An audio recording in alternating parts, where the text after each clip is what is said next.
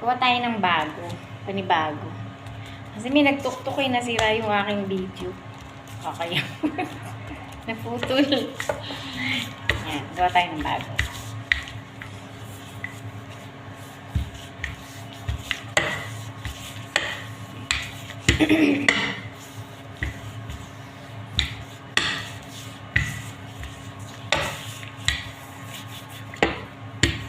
Tuktok kasi yung aming hardinero. Kasi nag-ano siya, hingi ng blower ng motor. Kaya, ay! Opo. Yung pa kapatapos? May ano pa? Ay, marami pa? Matak pa? Opo. Habang nagluluto ka, kumain ka. Ay! No, wala akong ganang pagkaganon. Parang hindi ako mabubusog. O, ayos to.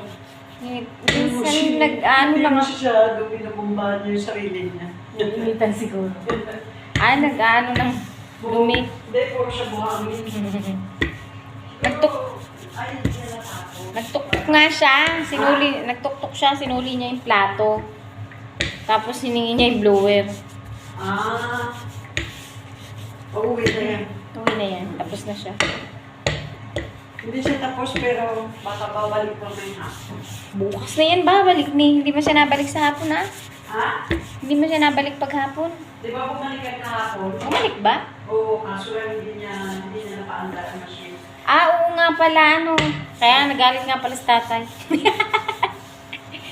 Pati ako inabot ng galit ni tatay. Nakakasura. Sabi niya, basta tahimik lang siya. Ibig sabihin, masarap ang kain. Kaya nga, sabi niya.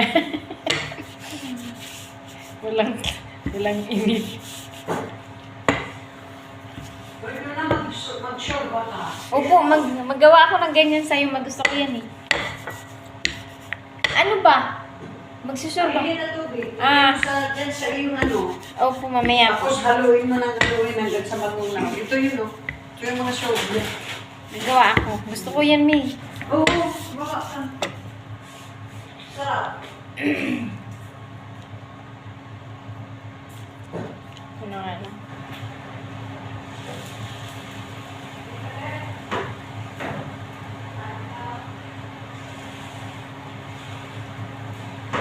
Yan.